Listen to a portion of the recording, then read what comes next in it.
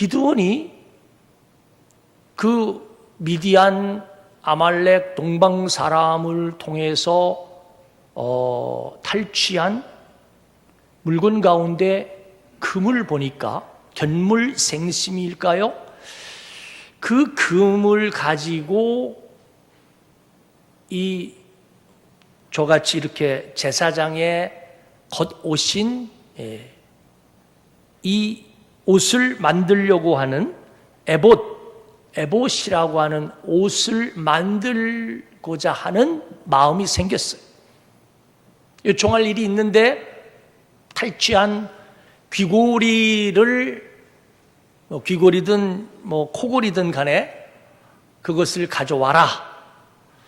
이는 그들이 이스마엘 사람이므로 창세기 16장에 보면은 하갈이 낳은 아들이 이스마엘이에요. 그 아브라함의 아들 이스마엘입니다. 그리고 창세기 25장에 보면 미디안도 아브라함의 첩인 그두라의 후예예요. 그러고 보면 사실 이복간인데 형제지간이에요. 그래서 이들 이스마엘 그냥 편의상 총칭해서 이스마엘 사람이라고 하면 거긴 미디안과 함께 이 동방의 유목민을 일컫는 관용어예요. 유목민들은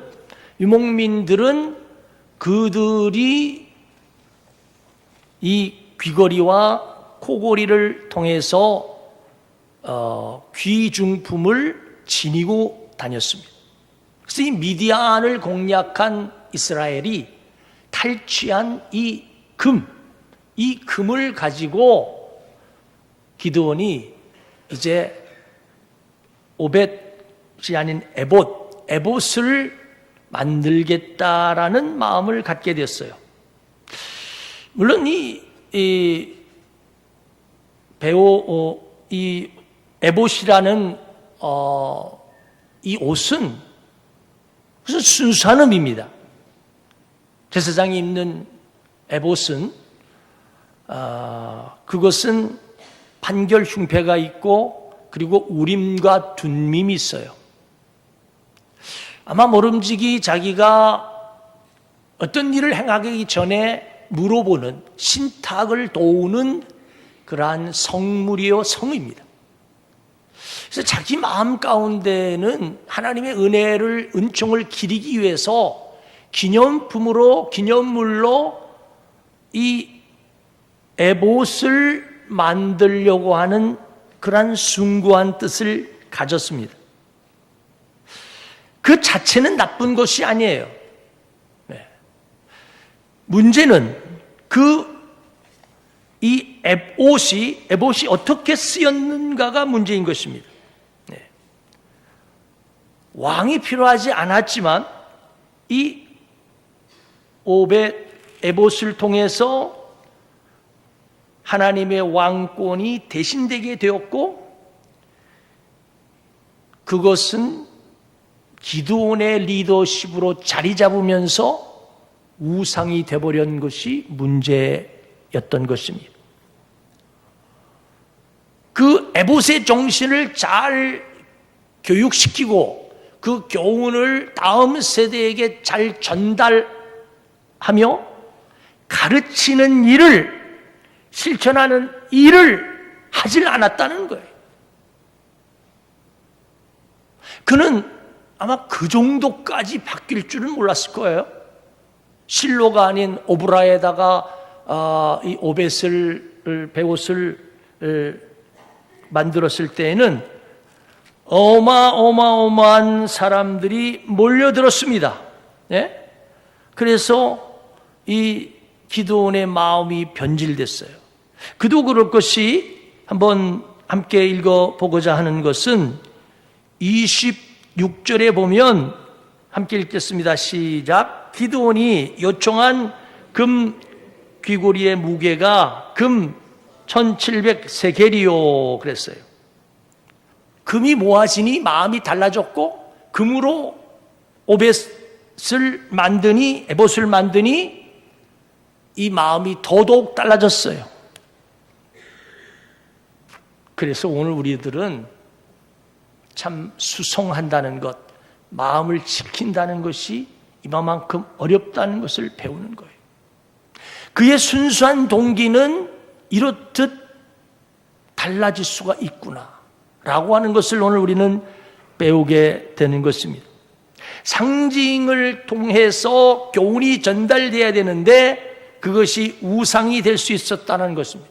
형식은 물론 필요도 하지만 형식 속에 내용이 담겨야 되는데 그 내용은 온데간데 없고 사사기 9장 6절에 보면 다윗이 가졌던 초심은 사라지고 기드온의 다음 때인 지금 이 아비멜렉이 왕으로 옹립되는 것을 보게 됩니다. 그것이 사사기 9장 6절의 말씀입니다. 기드온의 교훈이 전달되지 못했어요. 기념품만 덜렁 남았을 뿐입니다. 메시지는 온데간데 없이 다 사라져버리고 말았습니다. 기드온의 실수가 뭘까요? 기드온의 악수가 뭘까요? 기드온의 패착이 뭘까요? 오늘 우리들이 저지르는 똑같은 실수입니다.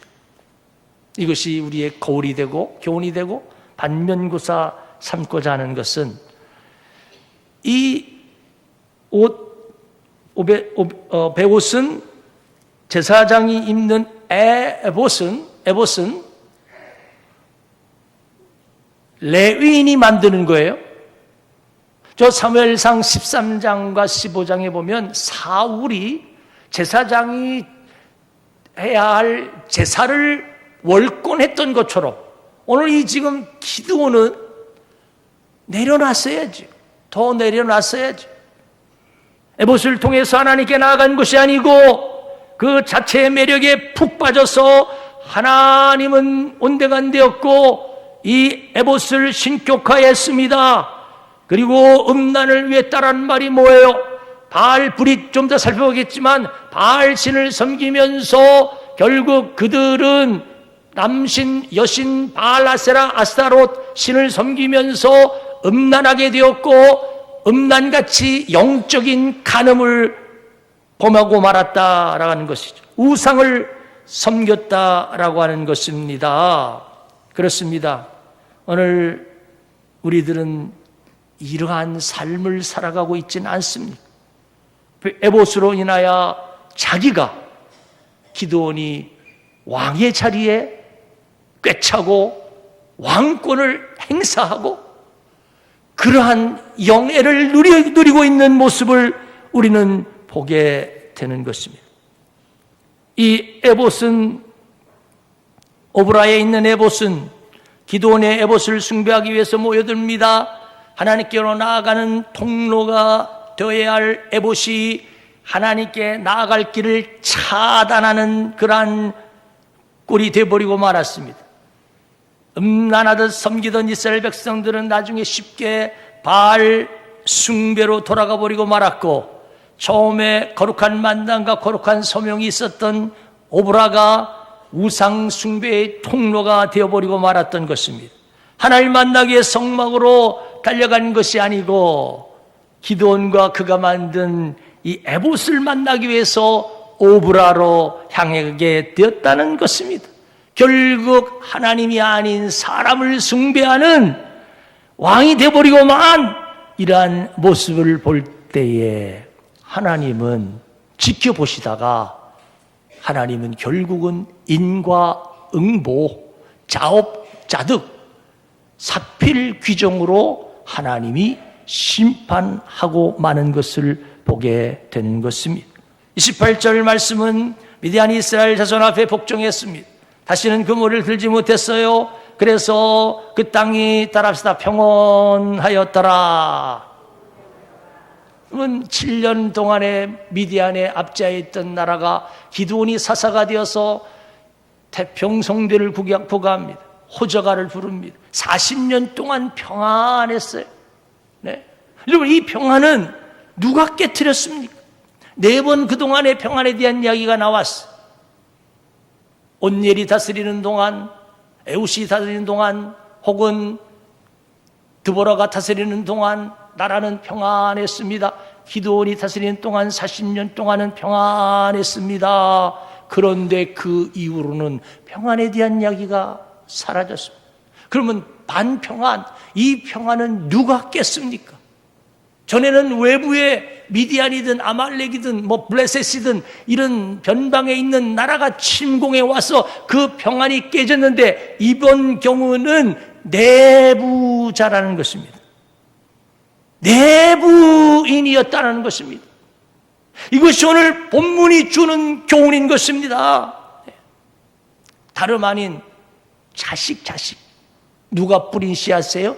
기드온이 심은, 기드온이 만든 결과였습니다. 기드온이 자녀들을 교육을 하나님 신본주의 교육을 시켰다고 한다면, 기드온이 여호수아 24장의 결론 부분에 나와내지만 여호와만을 섬기겠다라는 의연한 결단 가운데에 하나님을 심어주고 하나님 중심적인 신앙의 삶을 촉구했던 것처럼, 그렇게 자녀들에게 하나님 예배 말씀, 주일 성수, 11조라는 것을 강조했다면, 아니 그것을 훈육시켰다면 이런 결과는 나질 않았을 거예요. 역사의 교훈입니다. 여러분, 오늘 우리가 마음을 열고 마음에 새길 수 있게 되길 바랍니다. 이 이야기는 나의 이야기가 될 수 있겠기 때문에 옷깃을 여미면서 이제 오늘 이 말씀을 들었다면, 이제 이후로부터 내 자녀들에게, 넥스트 제너레이션이 다음 세대에게 하나님을 알지 못하는 세대가 아닌 하나님을 아는 세대로 신앙을 유산으로 물려주는 하나님의 종들이 될 수 있게 되기를 바랍니다. 어떻게 이 일이 생겼나 한번 우리 29절을 한번 살펴보겠습니다. 29절 함께 읽을까요? 29절 시작. 요아스의 아들 여룻바알이 돌아가서 자기 집에 거주하였는데, 아니 그럼 거주한 거하고 무슨 상관? 아무런 그는, 여러분 오늘 우리가 내 책임이 아니라고요? 나는 그냥 내 집에 오브라에 가서 은퇴하고 그냥 가만히 있기만 했다고요? 아니에요. 어떤 결과가 났나? 그 다음 30절을 한번 읽겠습니다. 시작. 기드온이 아내가 많음으로 그의 몸에서 낳은 아들이 70명이었고, 아내가 많다. 이것은 왕이 됐다는 얘기예요. 왕의 행세를 했다는 거예요. 왕이 아니고는 아내가 70명이 될 수가 없어요. 처음에는 그렇지를 않았어요. 백성들이 왕으로 삼고, 아니야 나는 왕이 아니야 라고 했지만, 깨어 기도하지 않고 수송하지 않고 그는 그의 마음속에 도사리고 있는 유혹을 뿌리치질 않았어요. 마치 저 열왕기상 11장에 솔로몬이 엄청난 대단한 하나님의 마음에 합한 종 아니었습니까? 그가 이런 이방 여인들을 그가 결탁하면서 그 금오스든지 밀곰이든지 바알이든지 이런 신에 의해서, 그 여인들이 가져온 신에 의해서 솔로몬 왕국이 멸망했던 것처럼, 다윗이 사무엘하 11장에 그가 섰을 때 8장 6절 8장 14절에 여호와께서 어디를 가든지 이기게 하시더라. 하나님 은혜로 살았을 땐 하나님이 지켰는데, 그가 어느 순간 교만해지고 수송하지 아니하고 깨어 기도하지 않을 때에 그만 무너졌던 것처럼, 오늘 우리는 성령 충만해야만 합니다. 또 배우고 또 배우고 또 배우는 거예요. 기드온이 그에 몰려오는, 오브라에 몰려오는 그 수만의 많은 이 인파들을 보면서 마음이 달라진, 마음대로 할 수 있음을 알게 됐어요. 그래서 그는 이렇듯 70명의 자녀를 낳게 되었어요. 이 70명의 자녀라는 표현은 그 당시의 문서인 우가릿 문서에 보면 가나안 땅의 신 엘과 아세라 사이에 태어난 자식의 숫자가 70명이에요. 저자는 그러한 본문을 기술하면서 그러한 의도를 전하려고 했을는지 몰라요. 지금 기드온은 그 당시에 너무너무 잘 아는 이 우가린 문서에 나오는 가나안 신 엘처럼 기드온도 왕이 되었고 신의 행세를 했다. 신의 반열에 섰다. 그는 가만히 고향에 가서 그냥 가만히 머물렀기만 했다라고 하기에는 이런 엄청난 이러한 일을 저지르고 말았습니다. 절정에 오를수록 우리는 자기 관리를 잘 해야만 합니다. 선수들이 그러합니다. 여러분, 챔피언을 달리던 선수들, 그것이 권투 선수든 골프든 테니스든 축구든 관리하지 않으면 무너지는 거예요. 교회도 마찬가지고 사업도 건강도 나라도 마찬가지입니다. 우리는 늘 깨어 기도하고 겸허함을 지켜 나가야만 하는 것입니다. 바로 이 기드온의 패착이 여기에 있습니다. 31절을 읽겠습니다. 시작. 세켐에 있는 그의 첩도 아들을 낳았으므로 그 이름을 아비멜렉이라 하였더라. 이것은 복선입니다. 기승전결. 이 일이 그 결과를 낳을 줄 누가 알았습니까? 오늘 우리는 지금 우리가 하나님을 떠나 방황하고 있습니다. 집을 나가 탕자같이 집을 나가고 있습니다. 돌아오면 됩니다. 이제라도 늦지 않았습니다. 돌아오면 됩니다. 기도원도 돌아오면 되는데 70인 낳는 것도 물론 문제가 있지만 그러면 하나님이 이모저모로 가르쳤을 거예요. 깨우쳤을 거예요. 그러면은 이 수많은 두질 말았어야 되는데 오브라에 만족하지 아니하고 세켐에 있는 한 아리따운 여인을 보면서 그만 죄를 범하고 그 죄에 쓰는 그 아들이 아비멜렉이에요. 모르겠어요. 자기가 졌는지 그 첩이 졌는지 어찌됐든 간에 아비멜렉이라는 말은 나의 아버지는 우리 아버지는 왕입니다 라는 얘기예요. 아버지의 그 어떤 왕권을 가지고 자녀들이 왕자의 행세를 했다는 거예요. 더 놀라운 사실은 바로 저 아비멜렉이 이 패권, 지역주의, 혈연주의, 학연주의 이 주의로 말미암아 아비멜렉의 이복 형들을 다 죽였어요. 그 내용이 그 다음으로 이어지는 내용입니다. 피비린내 나는 이 살육국, 그것은 누가 뿌린 씨앗입니까? 기드온이 뿌린 씨앗을 거두는 거였었습니다. 여러분, 이 역사의 교훈을 우리의 마음에 새기시길 바랍니다. 더 나아가 32절은 요아스의 아들 기드온이 나이가 많아 죽으면 끝입니까? 아비에셀의 사람 오브라에 있는 그의 아버지 요아스의 묘실에 장사되었다라는 이 표현 또한 관용군대, 역대서나 열왕기서 속에 쓰여지는 열조의 묘비에 열조와 함께 그 아비 다윗성에 장사되었다라는 왕들에게 쓰여지는 표현입니다. 기드온은 왕이 되지 않겠다라고 입으로는 그랬지만 그러나 그의 마음이 변질이 됐어요. 그의 행동은 왕 행세를 하면서 가히 이 가나안 신의 반열에서 그렇게 우쭐했던 이 기드온임을 보게 되는 것입니다.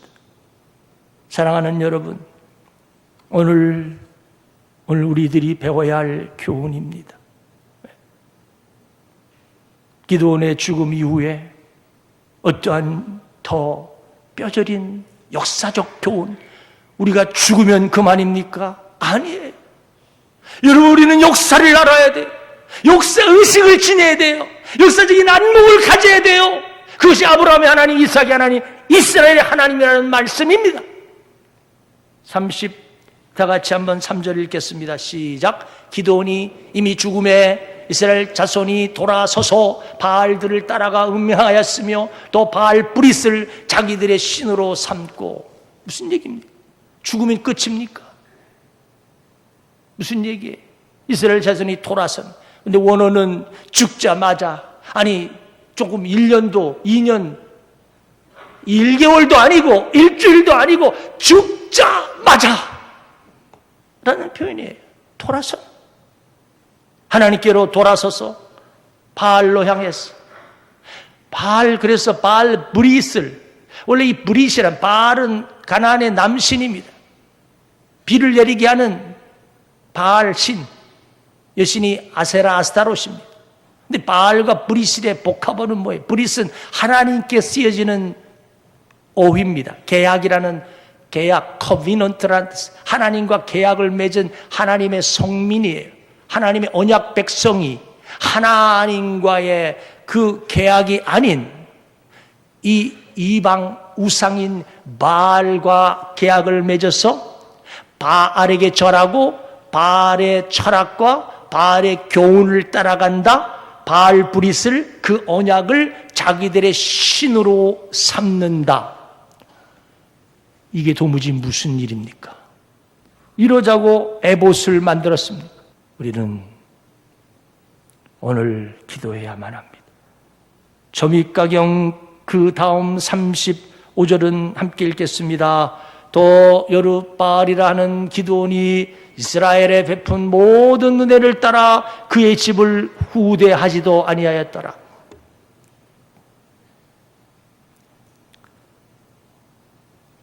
34절 읽겠습니다. 이스라엘 자손이 주의 모든 원수들의 손에서 자기들을 건져내신 여호와 자기들의 하나님을 기억하지 아니하며, 바알브릿 우상으로 향했고 또한 점입가경으로 하나님, 자기들의 하나님을 기억하지 아니하고 다 잊어버렸어. 은혜를 다 잊어버렸어. 망각했어. 하나님의 은총을 다 까먹었어. 그리고 기드온이 베푼 그러한 은혜를, 사람은 그러해요.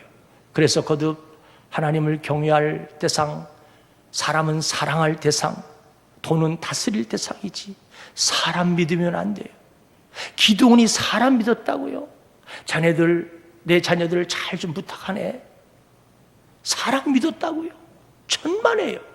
죽자마자 배신했어요. 죽자마자 이방신으로 갔어요. 죽자마자 그들이 치고받고 형제간에 고륙간에 고륙 지친 가운데 서로 죽이고 살리는 이런 일이 생겼어요. 그리고 그가, 기드온이 그렇게 선행을 독행을 했던 그 모든 업적은 다 온데간데 없고 기억도 하지 아니하고, 그리고 은혜를 그의 집을 우대하지 않았다는 말이 뭐예요?